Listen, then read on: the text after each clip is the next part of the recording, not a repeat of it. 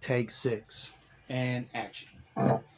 Hello everybody, this is Metal on a Budget and this is your host Justin, and today we try out the Creat FlexWave 120 watt head and the Creat GXL 212 120 watts.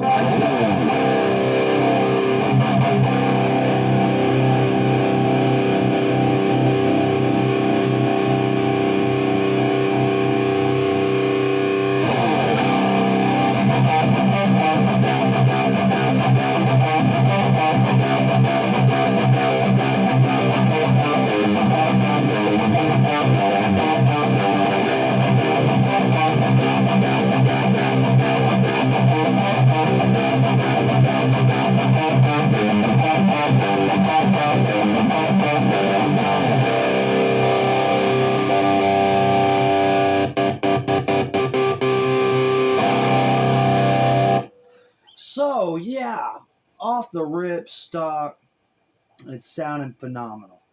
The signal chain is the EC100QM LTD. If you can't see it, I'm more kind of focused on the amps today. So yeah, before we continue, I want to talk about some of the good things and bad things. So the two bad things is you need a foot switch. If, like, say someone puts an effect on there and loses the foot switch or something, then every time you plug the amp up and turn on, the effects are on that channel and you have to turn it all off and it doesn't save. So the only way to get the channels to save is with a Creat pedal. So luckily this amp came with the pedal and cables, and it's the exact same for this amp, so I was able to fix that, and now it comes, you don't have to worry about turning the effects off every time you turn on. It got kind of annoying, honestly. And one of the things that I'm not into. The other thing is, let's see, I think that might be the only downfall, really. Let's see. We covered that. Oh yeah, so right here we have the high gain channel, which is what I'm on.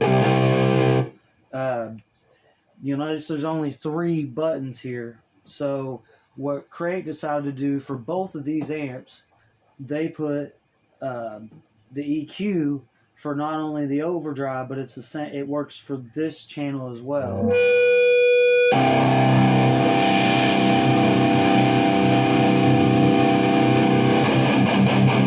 Just these 3. These 2, when you switch it over, these 2 are deactivated, the level and the gain, but the high, mid, low, and then you get level, shape, and gain. Both of these amps are set up that way. I'm not really sure. It might confuse people. I did do a little bit of maintenance to this amp. It's sounding phenomenal now, and I'm really happy with it and can't wait to get this amp back to Kevin. It's been a fun little amp to have already in the little area of amps. So yeah, this video is not sponsored or anything really.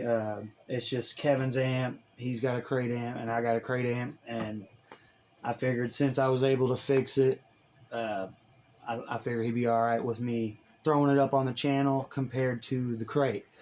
So now that that's out of the way, we can continue with some of the good things. Very nice bass response, sounds phenomenal, has a tuner on it, has all kinds of cool effects on it. Both of these have effects, they're cool.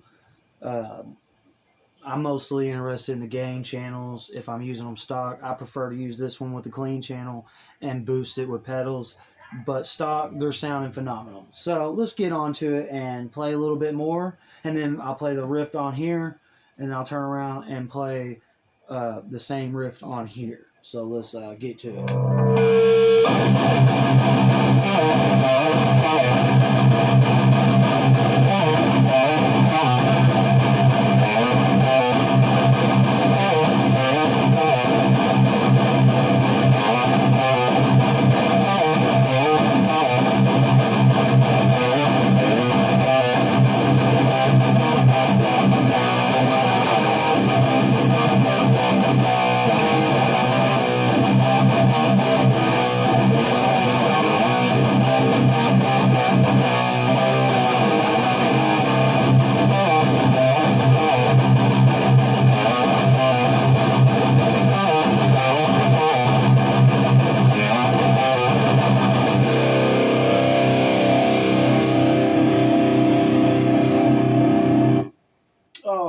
we'll go ahead and shut that down now that you've got a good idea.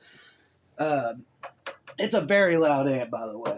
It has no problem playing. I played it for 30 minutes straight on a pretty loud volume, and it didn't do anything weird. It was I was happy with it. So let's go to this one and play the same riff.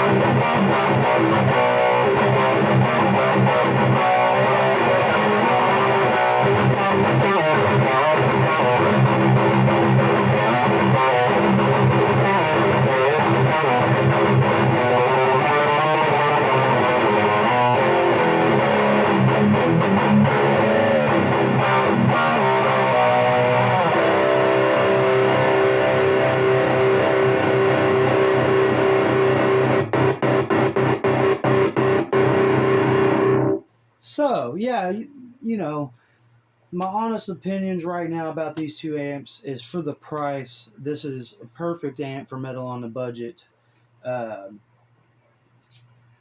So, I mean, stock channels sound, I mean, really, really just awesome.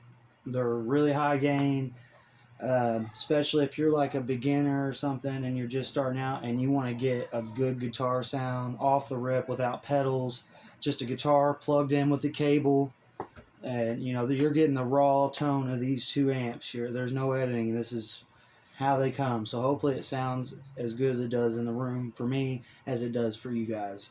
That DSP, see that DSP? It's on. So luckily with this amp it doesn't save, or I had it saved without it. So, but it is on, and it has to be off. If I turn this on, check it out.